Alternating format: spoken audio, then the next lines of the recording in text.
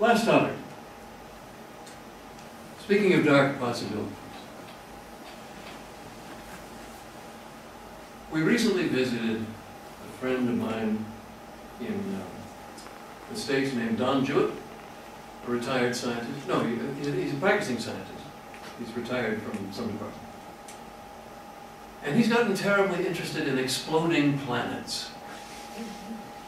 Now,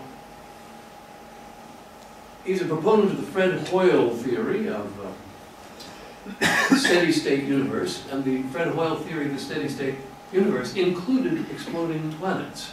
The notion of panspermia, that the planets would explode, and their tiniest life forms, the ones which could stand vacuum and so on, would disperse through space to yet other planets. And since Hoyle thought the universe was steady state, it wasn't like everything counting from the Big Bang, which is only, what, a billion years ago. It's been going on ever so long, and therefore life only had to start in one place to get to here eventually. That's the theory. More recently, there's an astronomer named Tom Van Flandern, you might like his website, who is a serious peer-review published type of astronomer, but also very much interested in exploding planets. And he claims that, I believe, 3 planets have exploded in the solar system, giving us the asteroid belt and a lot of the dangerous things that fly past us now and then, like Shoemaker-Levy.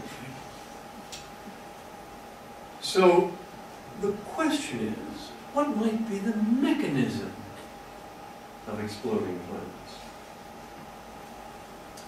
A couple of years ago, there was a cover story in New Scientist about saying that maybe we have nuclear something or other inside the planet, but it was quite vague. And I came up with a hypothesis.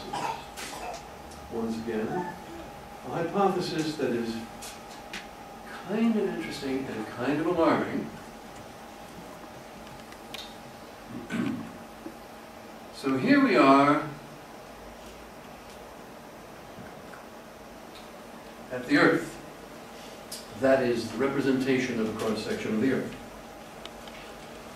And the Earth, by the standard theory, begins with the crust on which we roam, underneath which is the level of magma that the continents slide around on, according to the theory of Wegener, whom I showed you. And a couple layers below that is the nickel-iron core. The nickel-iron core. Now, isn't it interesting that we have solid, liquid, solid? Very strange. Now let's turn to another topic. There was, just after Wegener proposed moving continents, there was Hilgenberg. And Hilgenberg said, no, wait a minute. We're not sliding around. Just look.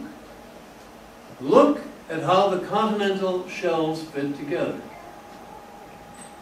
The continents aren't moving. The Earth is expanding. And all the mountains and so on are stretch marks. Now, this has been taken as generally nonsensical, although there's a cabal of people on the internet who make these nice maps. There's some very nice maps that look awfully plausible, but come on, how could the Earth expand?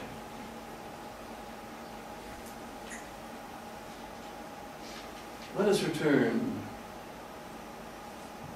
to the nickel-iron core.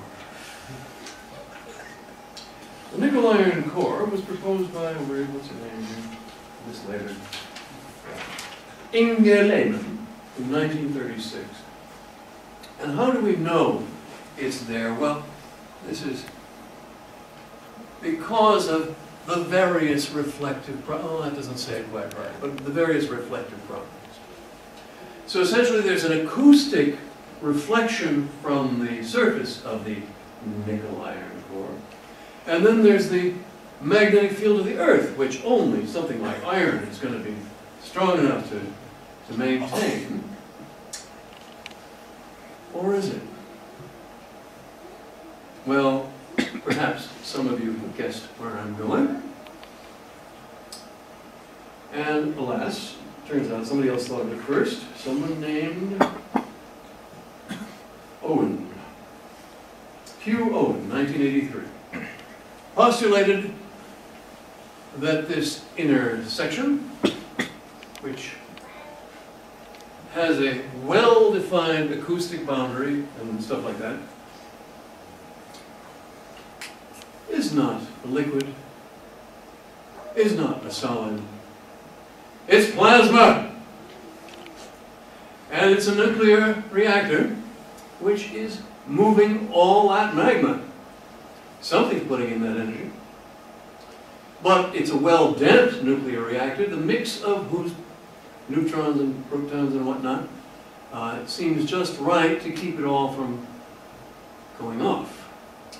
But as it eats away, and this was not in Owen, my contribution here is to say, if so, perhaps it's eating away at the exterior to get bigger and bigger, thus giving us the expansion that is making the world bigger and bigger and will eventually blow us all to hell. I just think an exploding planet could ruin your whole day. So, let's hope that's wrong. But I wanted to get it on the record just in case I could be proven right abstractly as we all go along.